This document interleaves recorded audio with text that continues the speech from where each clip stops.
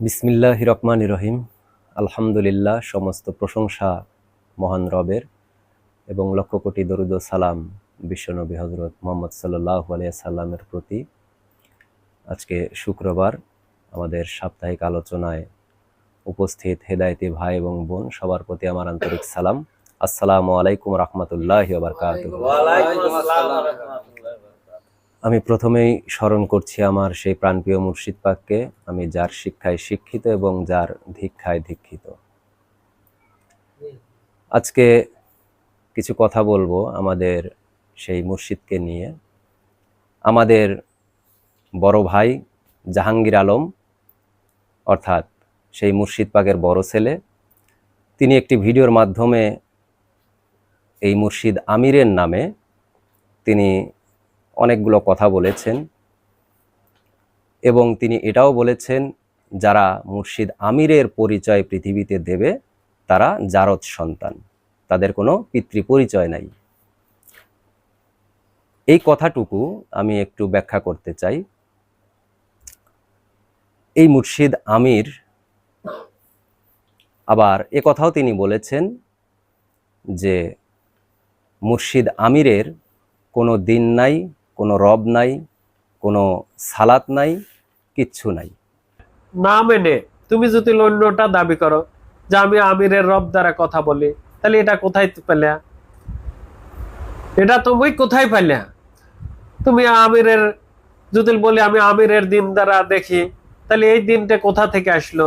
আমিরের নামের কোনো দিন আছে? আমিরের কোনো রব আছে? আমিরের কোনো নফস আছে? আমিরের কোনো সুরত আছে? আছে কি? ঠিক নাই।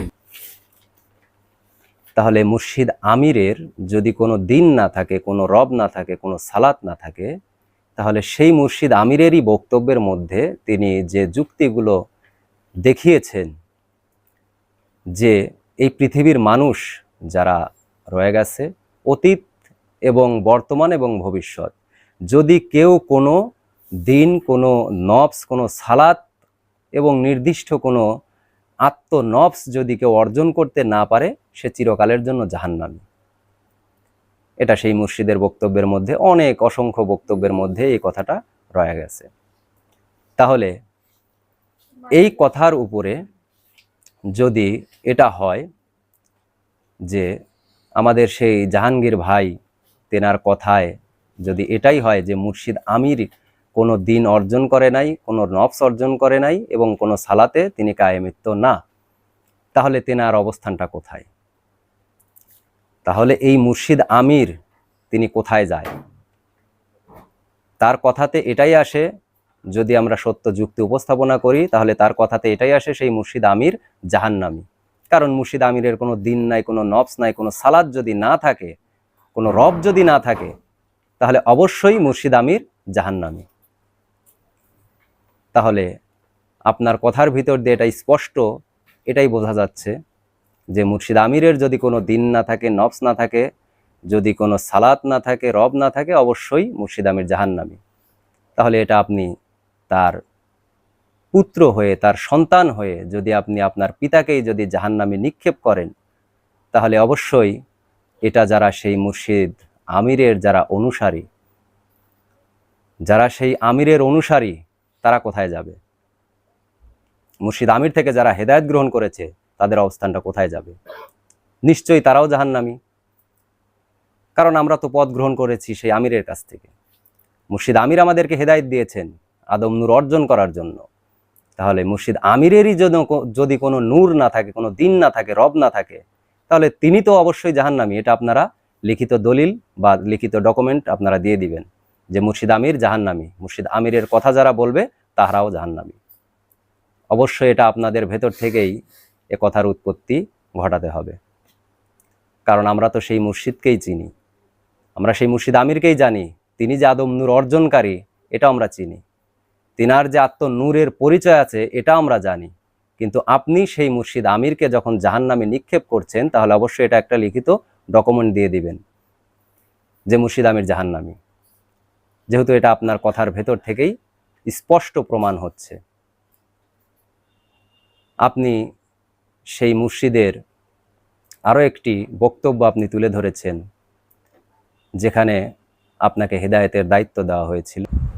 তোমরা হেদায়েতের যারা নিয়েছ, কারো কথায় কান না দিয়ে, ততদিন তোমাদের মসজিদ সুস্থ না হয় ততদিন তোমরা মসজিদের দিকে তাকা থাকো। আর যত সময় না আমি হেদায়েতের কাজ করতে পারি, তত সময় আমার বড় ছেলে জাহাঙ্গীর আলম, ওর থেকে তোমরা হেদায়েত নিতে পারো বা দিতে পারো। কেউ যদি আসে বাইরে থেকে, তাকে দিতে পারো। আমি এটা রায় করে দিলাম। সেই হেদায়েতের দায়িত্বটা, যেটা মুর্শিদ পাক যে কথাটা বলেছেন, সেখানে মুর্শিদ পাক এটাই বলেছেন যে আমি যতদিন অসুস্থ থাকি ততদিন তোমরা মুর্শিদের দিকে তাকায় থাকো, চায়া থাকো। আর আমি যতদিন অসুস্থ অবস্থায় আছি, আমার ছেলে জাহাঙ্গীর আলম সে হেদায়েতের কাজ করবে। যারা হেদায়েত নিতে আসবে আমার ছেলে হেদায়েত দিবে। এটাও আপনি তুলে ধরেছেন খুব সুন্দর। বাবা কথা বলেছেন, কথা অস্বীকার করার কারো কোনো ক্ষমতা নাই, এটা আমরাও করি না। কিন্তু এইখানে প্রশ্নটা হচ্ছে, মুর্শিদ যে কথাটা এখানে উল্লেখ করলেন যে তোমাদের মুর্শিদ যতদিন অসুস্থ থাকে, অর্থাৎ আমি যতদিন অসুস্থ থাকি, অসুস্থ অবস্থায় থাকি, ততদিন আমার ছেলে হেদায়েত দিবে। তাহলে এই কথাটার যদি আমরা এখানে সত্য যুক্তি উপস্থাপনা করি, তাহলে এখানে একটা সময় সীমা এখানে বেঁধে দেওয়া হয়েছে, একটা সীমানা নির্ধারণ করা হয়েছে যে আপনি কতদিন হেদায়েত দিতে পারবেন। আপনাকে এটা সময় সীমা বেঁধে দেওয়া হয়েছে। এখানে মুর্শিদ পাক বলতেছেন আমি যতদিন অসুস্থ থাকি ততদিন আমার ছেলে হেদায়েত দিবে। তাহলে অসুস্থ যতদিন মুর্শিদ থাকবে ততদিন, যখন মুর্শিদ সুস্থতায় ফিরে আসবেন আপনি হেদায়েত দিতে পারবেন না। তাহলে মুর্শিদকে এখন পৃথিবীতে আছে? তিনি অসুস্থ অবস্থায় তিনি পর্দা করেছেন।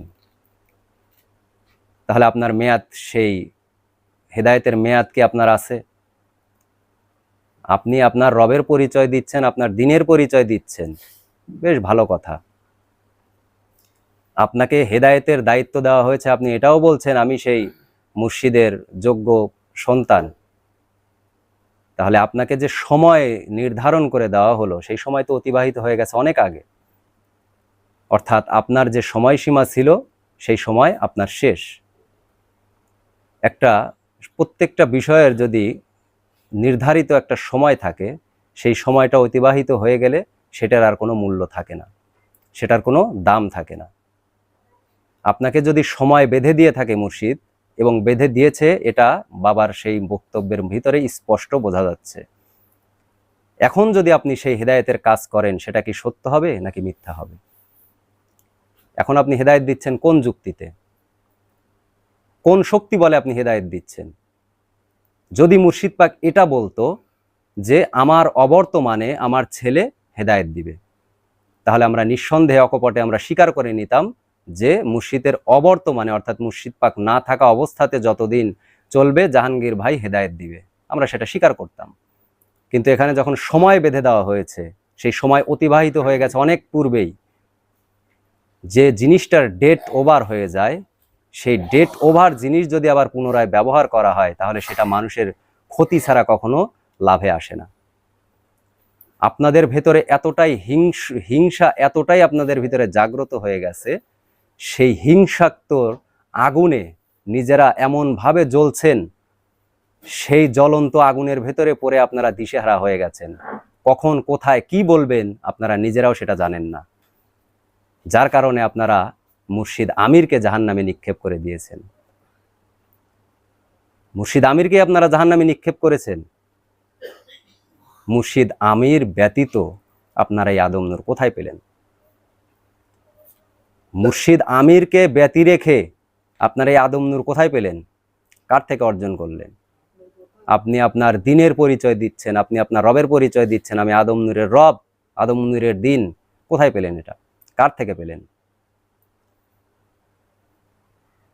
মুর্শিদ আমিরের কাছ থেকেই এটা অর্জন করতে হবে। কারণ যার নামের আগে মুর্শিদ শব্দটা উল্লেখ হয়েছে, পথ প্রদর্শক একমাত্র সেই মুর্শিদ আমির। তিনি কোন পথ দেখাবেন? আদম নূরের পথ। তাহলে আমিরকে ব্যতি রেখে, আমিরের নামকে আপনারা জাহান্নামে নিক্ষেপ করে আপনারা সেই আদম নূর অর্জনকারী হলেন কি করে? কি করে সেই আদম নূর অর্জনকারী হন আপনারা? এখানে যদি আরেকটা যুক্তি যদি এখানে উপস্থাপনা করি, আমাদের সেই বিশ্ব নবী হযরত মুহাম্মদ সাল্লাল্লাহু আলাইহি সাল্লাম, তিনি যে নূর পৃথিবীতে অর্জন করেছেন সেই নূরের নামটি ছিল আহম্মদ নূর। সেই নূরের নামটি ছিল আহম্মদ নূর বা তহা নূর বা চন্দ্র নূর। কিন্তু এই মোহাম্মদের যে নাম, মোহাম্মদ নামের যে ব্যক্তি, এই মোহাম্মদের নামকে যদি কেটে দিয়ে যদি বলা হয় আহম্মদ, বা আহম্মদ বলতে কেউ একজন পৃথিবীতে আসছে, তাকে কি কেউ চিনবে মানুষ? সে আহম্মদ নূর নামে কি কাউকে চিনবে? যদি মোহাম্মদের নামকে যদি কেটে দেওয়া হয়, বাতিল করে দেওয়া হয়, নাকি আগে সেই মোহাম্মদকেই আগে সামনে এনে দাঁড় করাতে হবে যে মোহাম্মদ নামের পৃথিবীতে এই মানুষটা সেই আহম্মদ নূর অর্জনকারী? ঠিক তেমনি মুর্শিদ আমির নামের যে ব্যক্তিটা, সেই ব্যক্তিটাই সেই আদম নূর অর্জনকারী, সেই বেলায়েত নূর অর্জনকারী। আর সেই মুর্শিদ আমিরকে আপনারা কি বলছেন? এই আমির নাম যে পরিচয় দিবে আমির নামে, তারা জারদ সন্তান, তাদের কোনো পরিচয় নাই। আসলে যারা ভাষার প্রয়োগ করতে জানে না, ভাষার যারা সৎ ব্যবহার করতে জানে না, তাদের কোনো রবের পরিচয় থাকে না।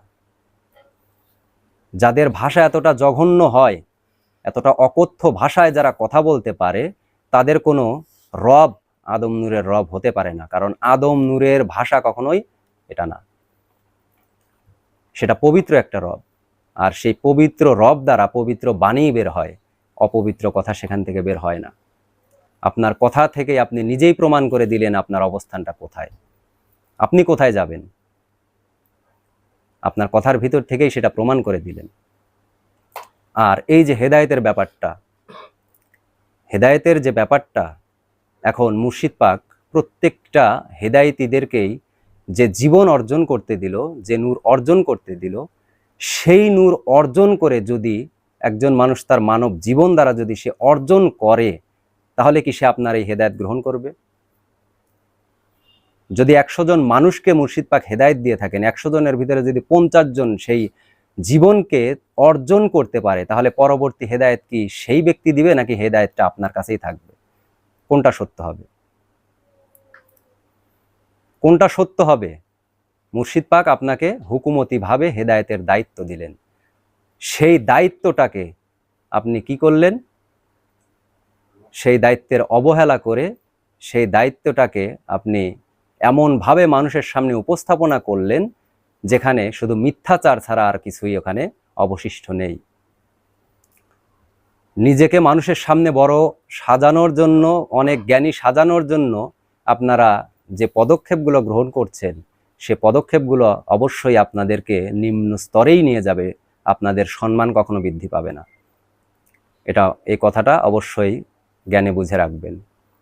আর এই যে মুর্শিদ আমির, তার যদি কোনো দিন না থাকে, রব না থাকে, সালাত না থাকে, তাহলে এ কথাটা যেমন আমি প্রমাণ করে দিলাম যে সেই মুর্শিদ আমিরের রব আছে, দিন আছে এবং সালাতের পরিচয় আছে, মুর্শিদ আমির কখনো জাহান্নামে যাবে না। কিন্তু আপনার কথার ভিতর দিয়ে সেটাই স্পষ্ট ভাষায় বোঝা গেল মুর্শিদ আমির জাহান্নামী, কারণ আপনি নিজেই সেটা প্রকাশ করলেন যে মুর্শিদ আমিরের কোনো দিন নাই, রব নাই, সালাত নাই। তাহলে যার কোনো দিন নেই, রব নেই, সালাত নেই, সে অবশ্যই জাহান্নামী, সে কখনো জান্নাতি হতে পারে না। এখন আপনারা সেই মুর্শিদ আমিরকে জাহান্নামে নিক্ষেপ করে কি করে সেই আদম নূরের দাবিদার হন, এটা আমাদের জ্ঞানে বুঝে আসে না। এটা আমাদের জ্ঞানে বুঝে আসে না। অবশ্যই আপনি পরবর্তী ভিডিওতে এই কথাগুলোর যদি সত্য জানা থাকে, তাহলে অবশ্যই এই কথার পরিপ্রেক্ষিতে এই জবাবের উত্তর আপনি অবশ্যই দিবেন।